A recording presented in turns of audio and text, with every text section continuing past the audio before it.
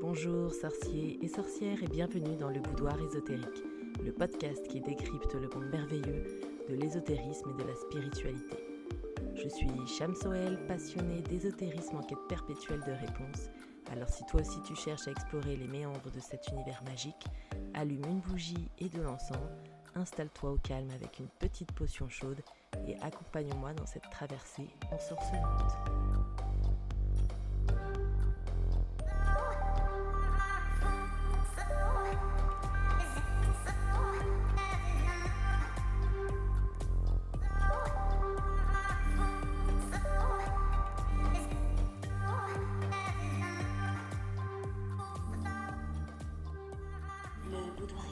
Bonjour et bienvenue dans ce nouvel épisode du Boudoir ésotérique, ce 8e épisode du chaudron qui va venir conclure finalement tous les épisodes autour de la roue de l'année et des sabbats.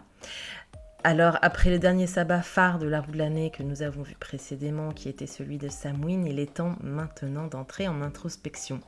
Alors voici venu le temps du repos bien mérité, voici venu le temps du sabbat de Yule. Alors qu'est-ce que Yule et que célèbre-t-on ? Alors Yule annonce l'arrivée du solstice d'hiver. C'est la période qui accueille petit à petit le retour de la lumière. La nuit de Yule marque ce passage puisqu'elle est la plus longue de l'année avant de laisser place à des nuits de plus en plus courtes et des jours de plus en plus longs. Yule est aussi synonyme de repos, de temps calme, de lâcher prise et d'introspection. C'est le temps de l'hibernation, de la terre, de la nature, mais aussi celle des hommes. Alors profitez de cette période où tout s'arrête pour prendre du temps pour vous et pour vous rapprocher des valeurs essentielles. Profitez de la magie de Yule pour prendre soin de vous et vous régénérer. Alors dans les anciens cultes, Yule était inévitablement liée à la mère nourricière, puisque c'est par elle que l'étincelle de la lumière va revenir.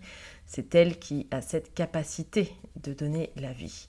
Dans plusieurs mythes d'Europe du Nord, qu'ils soient germaniques, scandinaves, c'est à Yule que la déesse donne naissance au soleil. Yule met aussi à l'honneur la sagesse féminine à travers sa force et son caractère rugueux, symbolisant ainsi la saison hivernale. Dans les cultes de la Rome antique, il était coutume en hiver d'honorer le dieu Saturne à travers un festival qui se tenait entre le 17 et le 23 décembre et qu'on appelait les Saturnalia.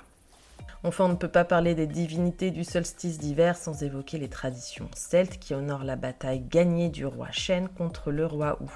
L'issue de cette bataille sera bien évidemment inversée au moment du solstice d'été. Alors, quid des cadeaux de Noël ? Oui, parce que Yule, le solstice d'hiver, on sait que ça annonce un petit peu cette période magique tant attendue par les enfants, donc la période de Noël. Alors, quid de cette tradition des cadeaux ? Alors oui, de nos jours, Yule est beaucoup moins présent. Il tient une correspondance non négligeable avec les fêtes de Noël, qui représentent ce moment de l'année où, au-delà de la célébration de la naissance de Christ, sont surtout pour beaucoup d'entre nous l'occasion de se faire des cadeaux. Mais est-ce que cette tradition est uniquement liée à la fête chrétienne de Noël ? Eh bien non. Comme vous devez déjà le savoir, les fêtes chrétiennes sont pour beaucoup calées sur les anciens cultes païens et Jésus n'est certainement pas né un 25 décembre, puisque cette date fut choisie au IVe siècle par les chrétiens eux-mêmes et ce afin de remplacer, pour ne pas dire effacer, les fêtes païennes du solstice d'hiver. Alors la tradition des cadeaux de Noël tire donc son origine des offrandes qui étaient faites pour apaiser les divinités de l'hiver et ce afin d'empêcher la famine ou encore les gelées. Alors pour terminer ce petit tour d'horizon de l'histoire de Yule, tout comme pour les cadeaux, il y a une tradition très tenace, c'est celle de la bûche. Et en effet, dans la tradition, il était coutume, la veille du solstice d'hiver, de réaliser un nettoyage et une purification profonde de la maison, puis de venir déposer dans la cheminée la plus grande et grosse bûche de chêne ou de frêne, symbolisant ainsi la future mort du froid. Aussi, la bûche pouvait être décorée et recouverte d'un peu d'hydromel ou de bière, voire de whisky, en faisant vœu d'abondance et de fertilité jusqu'à ce qu'elle finisse de brûler. La légende raconte qu'une bûche qui brûlait jusqu'au matin était signe de bon présage et d'abondance à venir. Alors voici quelques divinités qu'on pourrait invoquer lors du solstice d'hiver. Donc on a le dieu romain Saturne ou son équivalent grec Chronos avec un C, symbolisant ainsi le temps et l'équilibre qui se renversent. En effet, Saturne est un dieu qui a pour particularité non pas d'avoir donné vie à ses enfants, mais de les avoir dévorés pour ne pas être détrôné. Alors il ne faudra pas confondre, le dieu grec Chronos, c'est R-O-N-O-S, roi des titans, au dieu Chronos, C-H-R-O-N-O-S, véritable maître du temps qui passe et des prédictions. Donc là, pour le solstice d'hiver, on parle bien du roi des titans qui a dévoré ses enfants. On pourrait invoquer la déesse romaine Angérona, symbolisant le silence et l'introspection, ou encore la déesse nordique Frigg, reine de l'hiver, ayant donné naissance au soleil. Et comme de coutume, si comme moi tu n'es pas plus adepte que ça aux divinités, voici des symboles que tu pourrais invoquer. Alors sans surprise, les animaux totems phares de ce sabbat seront le corbeau, car il est porteur de lumière. On aura l'ours pour sa relation avec l'hibernation et la force tranquille de l'hiver, le cerf, roi des forêts par excellence et représentation du dieu cornu, ou encore la biche blanche, figure maternelle en lien avec le principe de déesse mère. Enfin, on n'oubliera pas d'honorer les elfes, gardiens de la nature et maîtres des éléments. C'est à eux qu'on s'en remettra pour réaliser nos vœux de fertilité. Alors, quel rituel réaliser à Yule ? Donc, voici quelques petits rituels assez sympas à mettre en place. Donc, si tu as la chance d'avoir une cheminée, je te propose d'aller ramasser une belle bûche en forêt, de la décorer de branches de conifères et d'y graver tes vœux, des sigils ou autres symboles magiques. Et puis de la faire brûler en profitant de sa chaleur et tout en priant pour que tes vœux s'exaucent et t'apportent le succès pour l'année à venir. On pourra aussi honorer le retour de la lumière en faisant entrer la lumière dans nos foyers, en allumant des bougies ou en installant des guirlandes lumineuses.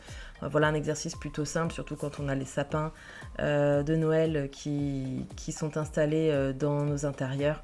Donc voilà une activité facile à réaliser et à mettre en place avec toute la famille. On pourra s'exercer aussi à la divination dans les flaques d'eau gelée, ça s'appelle la cristallomancie. C'est sur le même principe que la boule de cristal, on va plonger nos yeux dans les flaques et on va tenter d'interpréter les ondes de forme qui viendront à nous. Donc voilà un bon moyen pour prendre l'air, pour méditer et pour tester un nouvel outil de divination naturelle. Et enfin, parce qu'il n'y a pas de festivité sans gourmandise, pourquoi ne pas cuisiner en famille en réalisant des petits biscuits au bon goût de cannelle ? Donc dans un saladier, il faudra mélanger 250 g de farine, 100 g de cassonade et 2 cuillères à soupe de cannelle. Il faudra ensuite ajouter 80 g de beurre de micelle fondu avec 50 g de miel et un œuf. Il faudra mélanger le tout pour former une boule souple qu'il faudra laisser reposer 1 à 2 heures au frais. Et ensuite, après ce repos, on étalera la pâte et on découpera les petites formes souhaitées à l'aide d'emporte-pièces comme des petites étoiles, les petits bonhommes de Noël et autres jolies formes qui te plaira. Voilà. Et ensuite, il faudra enfourner à 180 degrés environ 15 à 20 minutes. Et puis, il ne restera plus qu'à déguster ces jolis biscuits. Et cet épisode est désormais terminé.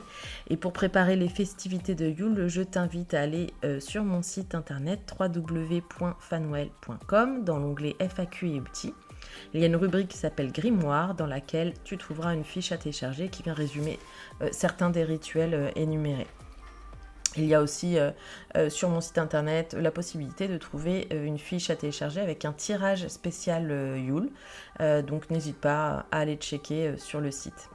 Et aussi, je te conseille vivement de lire la collection Célébration païenne des éditions Danaé. C'est une collection de 8 livres autour des sabbats qui nous en apprend beaucoup sur l'histoire des fêtes païennes. Moi, je me sers de cette collection pour écrire mes articles et mes épisodes de podcast. Donc s'il te manque des idées cadeaux, n'hésite pas.